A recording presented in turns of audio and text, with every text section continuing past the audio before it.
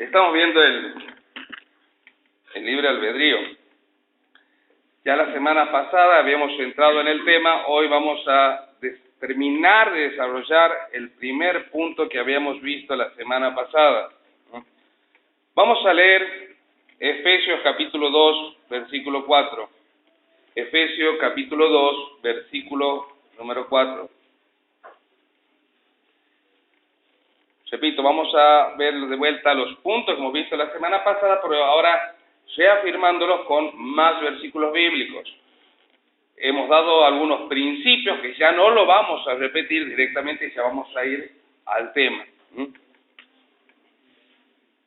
Dice así: pero Dios, que es rico en misericordia, por su gran amor con que nos amó, aun estando nosotros muertos en pecado, nos dio vida juntamente con Cristo. Por gracia sois salvos. Y juntamente con Él nos resucitó y asimismo nos hizo sentar en los lugares celestiales con Cristo Jesús, para mostrar en los siglos venideros la abundante riqueza de su gracia y su bondad para con nosotros en Cristo Jesús. Antes de entrar, yo no he probado la leche chocolatada, me han dejado con ganas. Lo han pasado antes de tiempo. Bueno, el calvinismo ha intentado resumir a través de un anagrama su doctrina. ¿Qué era el anagrama? Una plita, tulip, que significa tulipán, lo ponía en sentido vertical y con cada letra de la palabra iban formando una frase con la cual iban a afirmar su dogma, su doctrina. Colatera, total corrupción o total depravación.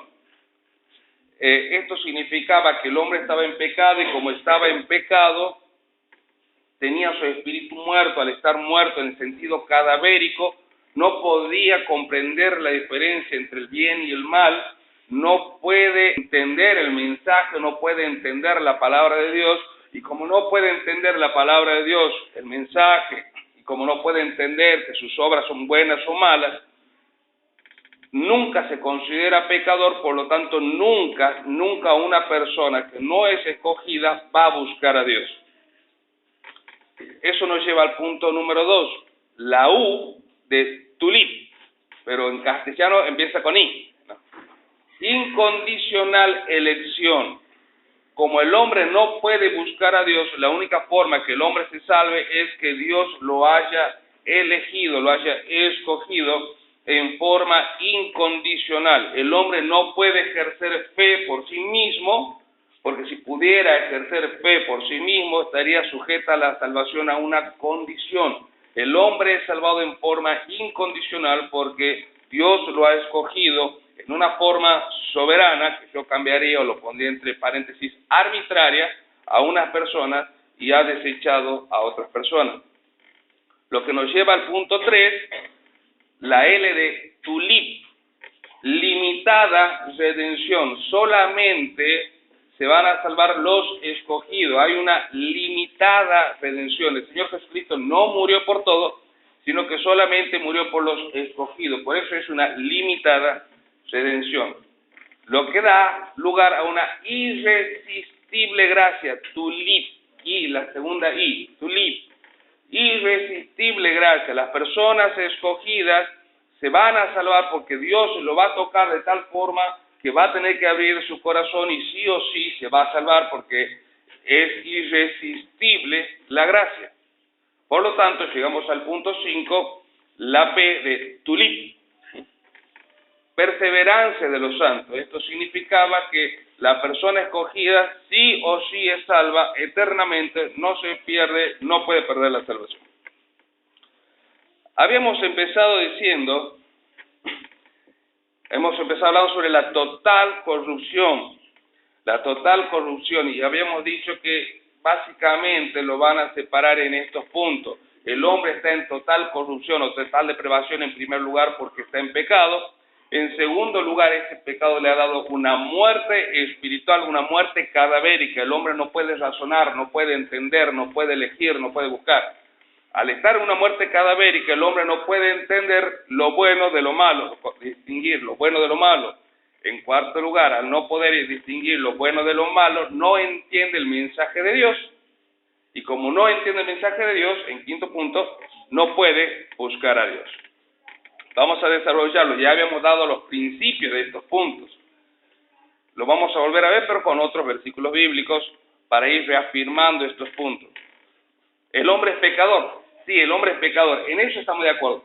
Acuérdense, todo lo que veamos ahora tiene que está mejor dicho, encuadrado dentro del primer punto de total corrupción.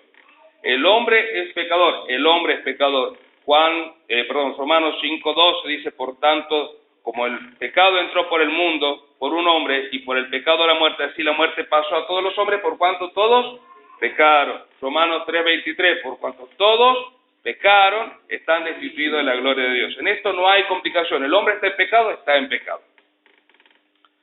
Pero el hombre el hombre a causa del pecado está muerto. Habíamos visto qué significaba para la Biblia la semana pasada estar muerto. No es estar muerto en un sentido cadavérico de que el hombre no puede llegar a comprender nada. En Romanos 3:23, como habíamos visto, dice, por cuanto todos pecaron y están destituidos de la gloria de Dios. Una mejor traducción de ese pasaje sería, por cuanto el hombre ha pecado, no puede alcanzar el carácter de Dios. Esa es una mejor traducción. El hombre no puede alcanzar el carácter de Dios. ¿Cuál es el carácter de Dios? La santidad. La santidad completa, íntegra, que Adán y Eva lo tenían hasta el momento en que habían pecado. Cuando Adán y Eva pecan, ¿cuál era la condena de ellos? Iban a morir, pero no en el sentido cadavérico, ellos continuaron vivos, sino en el sentido de que perdieron esa santidad. Como hemos visto que dice la palabra de Dios, sin la santidad nadie verá a Dios. Uno recupera la santidad en el momento que uno recibe a Cristo en el corazón, como hemos visto la semana pasada. El hombre tiene un espíritu muerto. Decir que el hombre tiene un espíritu muerto sería negar 1 Tesalonicenses 5:23. En 1 Tesalonicenses 5:23, Pablo dice que todo vuestro ser, espíritu, alma y cuerpo sean guardados irreprensibles. ¿Qué cosa? Espíritu, alma y cuerpo. El cuerpo es la parte material, física, que se puede percibir por los sentidos, a través del tacto, de la vista. Yo veo el cuerpo, lo material. El alma es la parte esencial del hombre, los sentimientos, la psique, el razonamiento, los principios, los valores. Eso es el alma. Y la parte espiritual es con lo que mi espíritu que se conecta con Dios, es con lo que yo me conecto con Dios. Si una persona tuviese el espíritu muerto, ya no sería un ser tripartito, como Pablo lo declara aquí, sino que sería un ser bipartito, alma y cuerpo, nada más. Pero aquí Pablo dice, no, nosotros somos espíritu, alma y cuerpo. En segundo lugar, no podemos negar que tenemos un espíritu vivo. ¿Por qué? Porque si nosotros utilizamos la palabra muerte como muerte cadavérica, como hace el calvinista, tendríamos que decir que nosotros los cristianos estamos muertos en sentido cadavérico para el mundo y para el pecado. Pablo dice eso en Gálatas 2:20. Con Cristo estoy juntamente crucificado y ya no vivo yo. Romanos 6:7. Porque el que ha muerto ha sido justificado al pecado. Romanos 6:8. Y si morimos con Cristo, creemos que también viviremos con Él. Colosenses 2:20. Pues si habéis muerto en Cristo. Colosenses 3:3, porque habéis muerto en Cristo y vuestra vida está escondida con Cristo. Fíjese, si la palabra muerte significaría una muerte cadavérica, significa que nosotros los cristianos hemos muerto al mundo, muerto al pecado, por lo tanto, ¿qué no podríamos hacer? ¿No podríamos qué? Pecar. Porque si hemos muerto al pecado, estamos muertos, no podemos pecar. No desearíamos el pecado. No nos gustaría el pecado. No nos podríamos esclavizar por el pecado, como dice Pablo, el que obedece al pecado, esclavo es del pecado. No nos podría esclavizar el pecado. No nos podríamos someter al pecado porque estaríamos muertos. Estar muerto en pecado no significa estar muerto en sentido cadavérico, sino que estamos muertos en el sentido que hemos perdido el carácter de Dios. ¿Qué dice la Biblia al respecto de que si estamos muertos en sentido cadavérico o no, o si estamos vivos. Efesios 2:1, como hemos leído recién, dice: y Él os dio vida a vosotros cuando estabais muertos en vuestros delitos y pecados. Versículo 2, en el cual anduvisteis en otro tiempo, siguiendo la corriente de este mundo. Paramos ahí.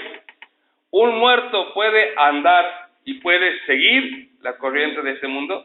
Si está muerto, no puede ni andar ni seguir la corriente de este mundo. Porque seguir es algo voluntario, no instintivo. Conforme al príncipe de la potestad del aire, el espíritu que ahora opera en los hijos de desobediencia. ¿En quién opera? En los hijos de desobediencia. ¿Puede operar Satanás en un espíritu muerto? No, está muerto. Versículo 3, en los cuales también todos nosotros, inclusive Pablo, toda la iglesia, vivimos en otros tiempos en los deseos de nuestra mente, de nuestra carne, perdón. ¿Cómo que vivimos? ¿No es que estábamos muertos en sentido cadavérico? ¿Cómo es que deseábamos cosas si estábamos muertos? Haciendo la voluntad de la carne y de los pensamientos. O sea que voluntariamente hacemos las cosas que agradaban a la carne y a nuestros malos pensamientos. ¿Cómo es posible hacer eso si estamos muertos? ¿Se entiende el razonamiento? No hay una muerte cadavérica. Aquí cuando nos habla de que estaban muertos, nos habla de que habíamos perdido el carácter de Dios. Efesios 2:4 dice: pero Dios, que es rico en misericordia por su gran amor con que nos amó, aun estando nosotros muertos en pecado, nos dio vida juntamente con Cristo. Fíjese, estábamos muertos y nos dio vida. ¿Cuándo? Cuando recibimos a Cristo. Si estamos muertos, no podemos recibir a Cristo. Una cosita que se me ha pasado. Al final de Efesios 2:3 dice: y éramos, incluyéndonos todos nosotros, por naturaleza, hijos de ira. ¿Cómo un escogido puede ser hijo de ira? No podríamos ser hijos de ira si somos escogidos. Colosenses 2:13 dice: y a vosotros, estando muertos en pecado y en la incircuncisión de vuestra carne, os dio vida juntamente con él, perdonando todos los pecados. En ninguna parte, fíjense, nos habla de una muerte cadavérica. Nos habla de que reconocemos nuestro pecado, nos habla que recibimos a Cristo, nos habla que cuando estamos en la carne, cuando estamos sin Cristo, hacemos la voluntad de la carne y vivíamos de acuerdo a nuestra propia voluntad. En ninguna parte nos habla de una muerte cadavérica. En segundo lugar,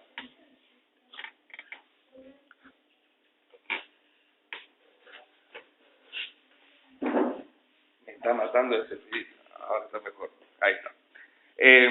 En segundo lugar, tercer lugar, habíamos dicho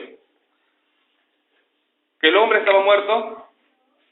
El hombre está en pecado, a causa del pecado el hombre está muerto, por eso no es una muerte cadavérica. En tercer lugar, el hombre, al estar muerto, dice el calvinista, no conoce la distinción entre el bien y el mal. Ya hemos visto varios versículos la semana pasada y hemos aclarado un poco, ahora vamos a ver más que nada versículos. Vamos a ver si esto es cierto. Dice Isaías 55:7, deje el impío su camino y el hombre inicuo sus pensamientos, y vuélvase a Jehová, el cual tendrá de él misericordia, y al Dios nuestro, el cual será amplio en perdonar. Deje el inicuo su camino, deje el impío su camino y el inicuo deje sus malos pensamientos. Para que un impío deje sus caminos, sus malos caminos y sus malos pensamientos, primero, ¿qué tiene que hacer? Reconocer que lo que está haciendo está mal. Si no, no va a poder dejar. Si yo creo que lo que estoy haciendo está bien, ¿voy a dejarlo? No. Dice, deje el impío su camino. O sea, primero tengo que reconocer que lo que estoy haciendo está mal. Deje el inicuo su malos pensamientos. Tengo que reconocer que mis pensamientos están mal. Entonces una persona puede reconocer la diferencia entre el bien y el mal. Jonás 2:8 dice, los que siguen vanidades ilusorias. ¿Qué significa esto, vanidades ilusorias? Los que siguen cosas pasajeras, cosas sin sentido. Algo vano es algo que no tiene valor. Ilusorias son ilusiones, cosas que no nos edifican, que no nos ayudan, que no nos permiten desarrollarnos como personas ni como cristianos. Los que siguen vanidades ilusorias, su misericordia abandonan. Alguien para abandonar algo y para hacer otra cosa, ¿qué es lo que tiene que hacer primero? Entender lo que está haciendo. Yo quiero esto y desecho esto. Me gusta más esto que esto. Una persona tiene que entender lo que está haciendo. Mateo 3:7, al ver él que muchos de los fariseos y de los saduceos, está hablando de Juan el Bautista, venían a bautizarse, les decía, generación de víboras, ¿quién os enseñó a huir de la ira venidera? Haced pues fruto digno de arrepentimiento. Fíjese porque esto está interesante. Mateo 3:7. Venían los fariseos, los saduceos, los religiosos, venían a bautizarse delante de Juan. Y Juan le dice, ¿quién os enseñó a ustedes a huir de la ira venidera? ¿Qué significaba esto? Los saduceos y los fariseos, que eran religiosos, conocedores de las Escrituras, sabían que ellos estaban en falta y venían al bautismo de arrepentimiento, pero sin arrepentir. Por eso es que Juan le dice, haced obras dignas de arrepentimiento, frutos dignos de arrepentimiento. ¿Por qué iban a bautizarse? Porque ellos reconocían que sus obras eran ¿qué? Malas. Si ellos no reconocían que sus obras eran malas, no iban a bautizarse. Entonces concluimos, una persona que no tiene a Cristo en su corazón, que está en pecado, reconoce cuáles son cosas buenas y cuáles son cosas malas. A eso agréguenle los versículos que vimos la semana pasada. El juicio, la sentencia y el juicio que Dios hace sobre Adán y Eva, iba a llevar a cabo sobre Adán y Eva, si comían el árbol de la ciencia. La palabra ciencia significa conocimiento, ¿no? Conocimiento. El juicio que Dios iba a hacer sobre Adán y Eva, si comían del árbol del conocimiento, del bien y del mal, ¿cuál iba a ser? ¿Que no iban a conocer y distinguir el bien y el mal, o que iban a conocer el bien y el mal? Iban a conocer. Dice, seréis como dioses porque conoceréis el bien y el mal. No es bíblico decir que las personas no conocen la distinción entre el bien y el mal. En cuarto lugar, entonces en primer lugar, ¿el hombre está en pecado? Sí, en eso estamos de acuerdo. En segundo lugar, ¿tiene una muerte cadavérica? No, el hombre tiene una muerte espiritual, que es el haber perdido el carácter de Dios. En tercer lugar, el hombre está en pecado, pero conoce qué cosa está bien y qué cosa está mal. En cuarto lugar, el hombre, porque está muerto, dice el calvinista, está muerto en sus pecados, no entiende el mensaje de Dios ni la palabra de Dios. Hemos dado ya versículos de eso y vamos a dar algunos otros hoy. Segunda Crónica 6:32 dice, y también al extranjero, están hablando de la dedicación del templo. Estaban por inaugurar el templo de Salomón, y Salomón dice esta oración en Segunda Crónica 6:32. Y también al extranjero, que no fuere de tu pueblo Israel, que hubiere venido de lejanas tierras a causa de tu gran nombre, y de tu mano poderosa, y de tu brazo extendido, si viniere y orare hacia esta casa, tú oirás desde los cielos, desde el lugar de tu morada. Fíjense la historia.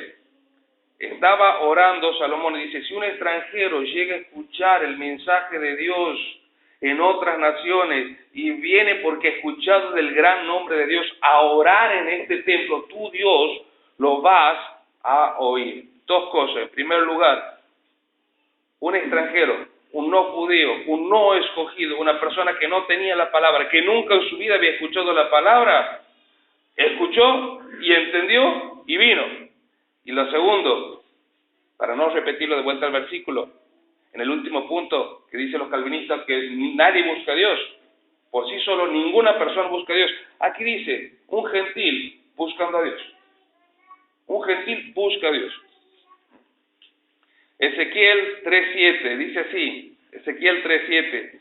Mas la casa de Israel no te querrá oír, porque no me quisieron oír a mí. El problema no es que la gente no entienda la palabra. El problema es que la gente no quiere obedecer. Ese es el problema. Usted predíquele en la calle a alguien y le va a entender el mensaje, va a entender de la cruz, va a entender de sus pecados. El problema no es que no entiendan, el problema es que no quieren obedecer. Jeremías 9:13 dice así: dijo Jehová, porque dejaron mi ley, la cual di delante de ellos, y no obedecieron a mi voz, ni caminaron conforme a ella, antes se fueron tras imaginación de su corazón. Rechazaron la palabra y se fueron tras su voluntad. No es que no entendieron el mensaje, entendieron el mensaje, pero ellos decidieron desobedecer, no obedecieron a mi voz.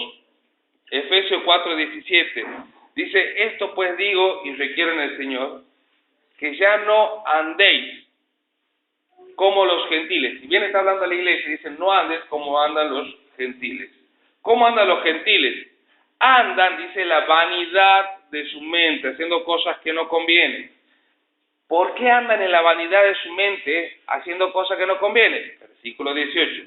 Porque tienen el entendimiento, la mente, entenebrecida, oscurecida, con tiniebla. Tiene la mente entenebrecida. Por eso no entiende y anda en la vanidad de su mente. ¿Y por qué tienen la mente entenebrecida? Sigue diciendo el versículo: por la ignorancia que en ellos hay. Es toda una cadena. ¿Y por qué son ignorantes? Sigue el versículo: por la dureza de su corazón. O sea, no es que no pueden entender o que Dios se le endurece el corazón. No. Ellos rechazaron la voz de Dios. Por eso tienen el entendimiento entenebrecido. Pero no es que no puedan entender el mensaje. Versículo 19 del mismo Efesios 4 dice: los cuales después que perdieron toda sensibilidad, se entregaron a la lascivia para cometer con avidez toda clase de impureza. Después que ellos decidieron obedecer a Dios, después que ellos endurecieron su corazón a Dios, se entregaron a los pecados. Pero no es porque no pudieron entender el mensaje, lo entendieron, pero se endurecieron. Esto está de acuerdo con Romanos capítulo 1. Con Romanos capítulo 1. Capítulo 1 de Romanos, versículo 23, dice así: cambiaron la gloria de Dios incorruptible en semejanza de imagen de hombre, corruptibles, de aves, de cuadrúpedos, de reptiles. Habían cambiado la gloria de Dios, la imagen de Dios. ¿Por qué? Por imágenes de hombres, para adorar imagen. Versículo 24 dice: por lo cual también Dios los entregó a la inmundicia. Como ellos desecharon tener en cuenta a Dios, Dios los entregó a la inmundicia. Versículo 25. Ya que cambiaron la verdad de Dios, no entendieron, cambiaron la verdad de Dios por la mentira. Versículo 16. Por esto Dios los entregó a pasiones vergonzosas. Versículo 28, y como ellos no aprobaron tener en cuenta a Dios, Dios los entregó a una mente reprobada para hacer cosas que no convienen. Fíjense cómo Dios dice los entregó en tres oportunidades distintas. ¿Por qué? Porque el pueblo no entendía el mensaje. Sí lo entendieron, los rechazaron. No quisieron tener en cuenta a Dios, entonces Dios los entregó. Una persona que no tiene a Cristo en el corazón, que no quiere recibir a Cristo en el corazón, se termina endureciendo, y no es que no entiende el mensaje, sino que no quiere obedecer. ¿Está claro? En Lucas capítulo 10, versículo 25, dice que se presenta un intérprete de la ley delante del Señor Jesucristo. Dice: maestro, ¿haciendo qué cosa heredaré la vida eterna? Y el Señor Jesucristo le dice: ¿qué está escrito? ¿Y cómo lees? O sea, en otras palabras, ¿y qué entiendes? Y el intérprete de la ley, una persona sin Cristo, porque se le acercó a probarlo al Señor Jesucristo, o sea, no creía en el Señor Jesucristo, le interpretó la ley. esto. Muy bien, vete y haz eso, le dice el Señor Jesús. O sea, el intérprete de la ley, un inconverso, sin el Espíritu Santo, entendió el mensaje. Lucas 12:46. Vendrá el Señor de aquel siervo en aquel día que éste no espera y a la hora que no sabe y le castigará. Dice, vendrá el Señor del siervo a la hora y el día que él no sabe y va a castigar al siervo. Versículo 47, porque el siervo que conociendo la voluntad de su Señor no se preparó. El siervo conociendo la voluntad de su Señor no se preparó. Entendí el mensaje, pero no lo obedeció. Juan 15:22. Si yo no hubiera venido, dice el Señor Jesús, ni les hubieses hablado, no tendrían pecado, pero ahora no tienen excusa. Miren qué interesante, el Señor Jesucristo le dice, como yo les he hablado, ustedes han escuchado el mensaje, ustedes han entendido el mensaje, entonces ustedes se pierden y no tienen excusas, porque el mensaje ha sido dado, el mensaje ha sido entendido, pero ustedes no lo han querido aceptar.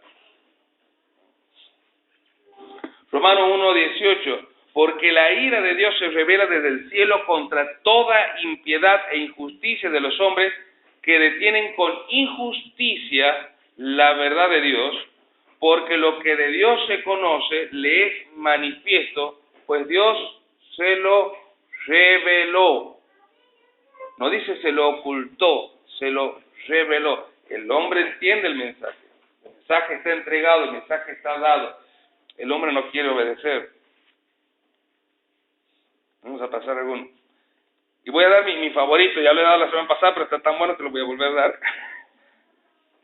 Proverbio 29:18. Dice, sin profeta el pueblo se desenfrena, mas el que guarda la ley es bienaventurado. Hacemos un punto. Sin profeta el pueblo se desenfrena. O sea, si no hay palabra, el pueblo hace lo que quiere. Cuando está la palabra y el pueblo obedece, dice, el pueblo es bienaventurado. Pero sigue el versículo 19, dice, el siervo no se corrige con palabra, porque entiende, mas no hace caso. El siervo no se corrige con palabra, porque entiende, pero no hace caso. El problema no es que no entienda, el problema es que no obedece. Algunos versículos conflictivos, teniendo en cuenta lo que acabamos de ver. No se olvide nunca lo que acabamos de ver. Mateo 16:17, entonces respondió Jesús, bienaventurado eres Simón, hijo de Jonás, porque no te lo reveló ni sangre ni carne, sino mi Padre que está en los cielos. El calvinista dice, ve, Dios revela a algunas personas su palabra, a los que creen en Él, a los otros no revela, los que no tienen a Cristo, ellos no pueden entender el mensaje. Dos cositas. En primer lugar, aquí es un tema personal, aquí está hablando de un tema puntual personal. No confundamos una revelación general con una revelación particular. Yo puedo leer un pasaje y Dios me va a hablar a mí de una cosa, Adriana de otra, Gustavo de otra, Marcela de otra, Carlos de otra, Juanqui de otra. Vamos a tener distintas revelaciones, sin salirnos de lo que es la doctrina, pero estamos hablando de revelaciones. Va a haber algo que a mí me va a llamar más la atención, a Diana el mismo pasaje le va a llamar la atención otra cosa, porque tenemos una revelación particular. No confundamos revelaciones particulares con revelación bíblica. En segundo lugar, sabemos que esto es una revelación particular, porque si fuese una revelación general, todos los otros escogidos, que eran 12, también lo hubieran tenido. Y no lo tuvieron. ¿Se entiende la idea? Si ellos son salvados, también tendrían que haber tenido la revelación. Pero no la tenían. Era una revelación particular. Y cuando hay un caso particular, de casos particulares, puntuales, no se pueden hacer doctrina. Porque si vamos a hacer doctrina con casos particulares, yo tengo que decir, solamente son salvos aquellas personas que han experimentado algún tipo de manifestación divina con animales. Ustedes me van a decir, ¿cómo? Sí, Jonás, la ballena. Los discípulos, los peces, pescaron después. Pedro y el estatero que fue a pescar y estaba en la monedita para pagar los impuestos. ¿Cómo? Balán y el burro. Saulo de Tarso venía en el caballo. Hay que tener una manifestación con un animal o si no, no somos salvos. No, son casos puntuales particulares. Otro caso, Lucas capítulo 10, versículo 21, dice, en aquella misma hora Jesús se regocijó en espíritu y dijo, yo te alabo, oh Padre, Señor del cielo y de la tierra, porque escondiste las cosas de los sabios y entendidos y las has revelado a los niños. Sí, Padre, porque así te agradó. Todas las cosas me fueron entregadas por mi Padre y nadie conoce quién es el Hijo sino el Padre, ni quién es el Padre sino el Hijo, y a quien el Hijo lo quiere revelar. Un calvinista te dice, ves, solamente Dios es revelado a quien Dios quiere revelar. Nadie más. ¿Y a quién se revela Dios? A los escogidos. Si esto fuese así, todo lo que hemos dicho con anterioridad quedaría descolgado.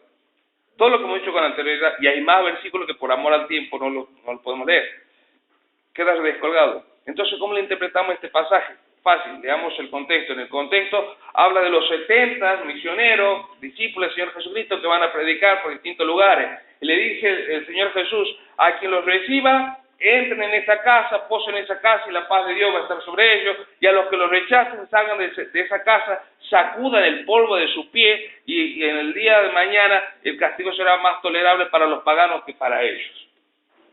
Entonces, ¿a quién se les revelaba Dios? A los que habían abierto su corazón.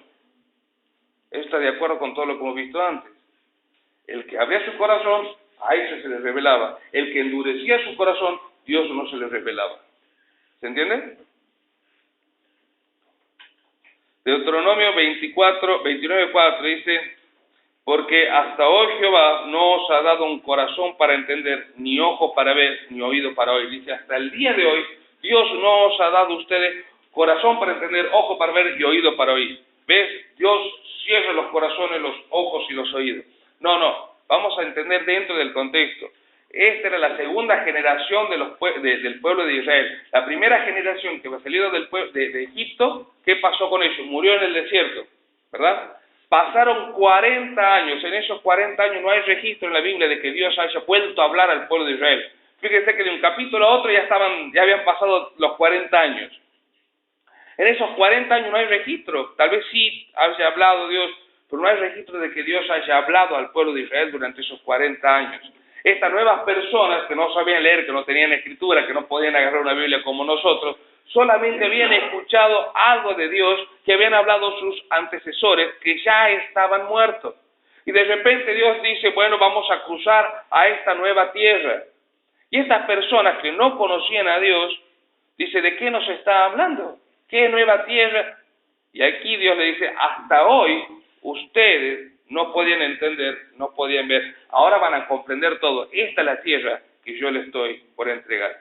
¿Se entiende? ¿Se entiende? Siempre cada versículo hay que verlo dentro de su contexto. Mateo 11:27, todas las cosas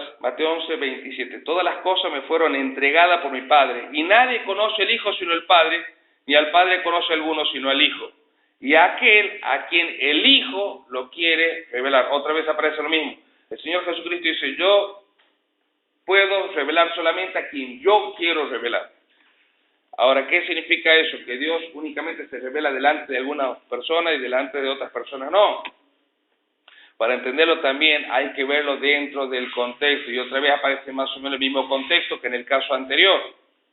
El Señor Jesucristo acababa, en los versículos anteriores, acababa de pronunciar los ay sobre Capernaum, Betsaida y Corazín. Él dice, ay de ti Corazín, ay de ti Betsaida, ay de ti Capernaum, porque no me recibiste. Si en otras ciudades se hubieran hecho los milagros que se han hecho en ti, hace rato que se hubieran arrepentido, y ustedes no se arrepienten. Fíjense, un Dios que se revela, que produce milagros, prodigios, que predica, y el pueblo no quiere abrir su corazón. Entonces dice, bueno, yo voy a revelar a quien yo quiera revelarlo. ¿Y a quién quería revelarlo? A los que han abierto su corazón. ¿Se entiende? Bueno, y así sucesivamente tenemos. Vamos a ir, el hombre...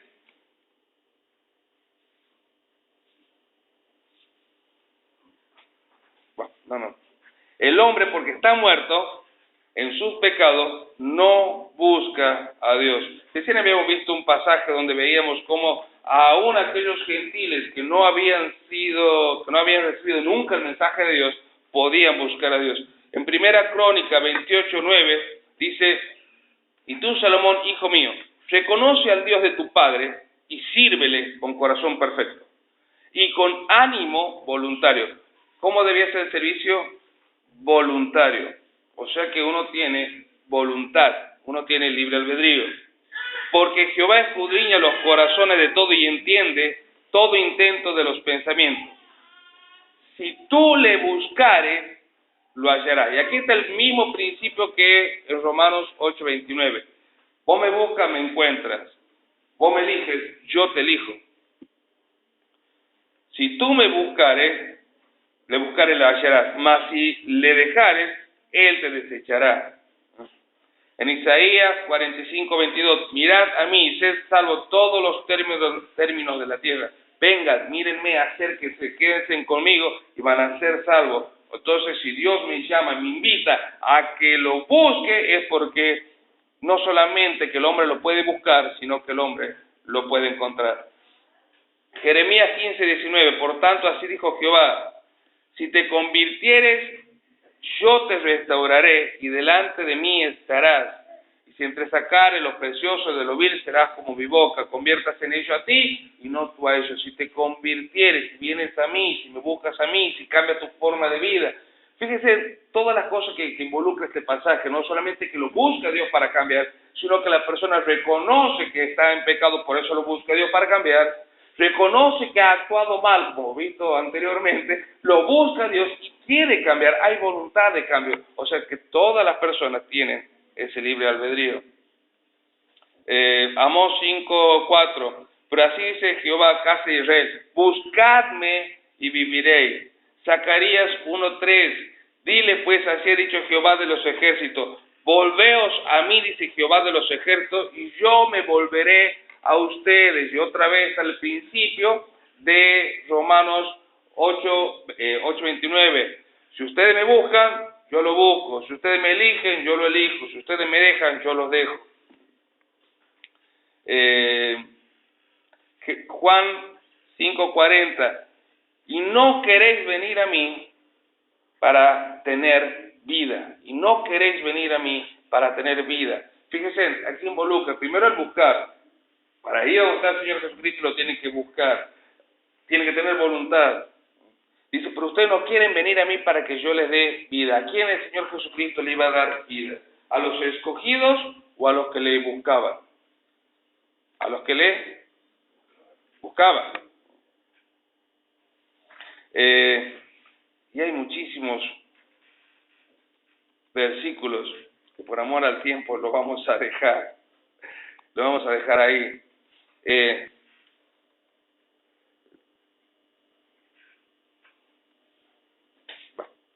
Ya muy tarde. Pero fíjese que siempre se da el principio de Romanos 8:29. ¿Se acuerdan de Romanos 8:29? A los que antes conoció, a esto los predestinó. En otras palabras, yo te he conocido desde antes, sabía que vos me ibas a elegir a mí, entonces yo te he elegido a vos. Y ese principio lo vemos a lo largo de toda la Biblia. Amós 5:4 dice, buscadme y viviréis. Primera Crónica 16:21, buscad a Jehová. Salmo 27:8, mi corazón ha dicho de ti, buscad mi rostro, tu rostro buscaré. Salmo 69:32, la verdad lo verán los oprimidos y se gozarán, buscad a Dios y viviréis. Y así, infinidad de pasajes que nosotros podemos ver. Entonces, en resumen, para terminar ya el primer punto de total corrupción. ¿El hombre está en pecado? Sí, el hombre está en pecado. ¿Pero el hombre tiene una muerte cadavérica? No, el hombre no tiene una muerte cadavérica. El hombre lo que tiene es que ha perdido el carácter de Dios, la santidad de Dios. ¿El hombre a causa de su pecado puede distinguir el bien y el mal? Sí, el hombre a causa del pecado no solamente que puede, lo distingue, porque esa ha sido la base del juicio de Dios con el árbol del conocimiento del bien y del mal. Que decía, el día que comieres de él, ciertamente vas a conocer el bien y el mal. El cuarto lugar, el hombre puede entender el mensaje de Dios. El hombre puede entender el mensaje de Dios. Simplemente basta ver, no solamente en la calle, que uno le puede predicar a cualquier persona y que lo va a entender, a los niños, a uno de los más chiquitos, les hablan de Dios y ellos entienden de qué se le está hablando. Ellos comprenden. Entonces, sí pueden entender el mensaje de Dios. El hombre puede buscar a Dios. El hombre puede buscar a Dios. Y si Dios demanda y ordena de que el hombre lo busque, es porque el hombre lo puede buscar. Y no solamente que el hombre lo puede buscar, sino que el hombre lo puede encontrar. ¿Ah? Y eso es lo más importante. ¿Alguna pregunta de esto? No. Bueno, vamos a terminar con... Menos mal que me han dicho que no. Vamos a terminar con una... ¿El sábado a qué hora? El sábado que viene, entonces, después de la reunión de matrimonio.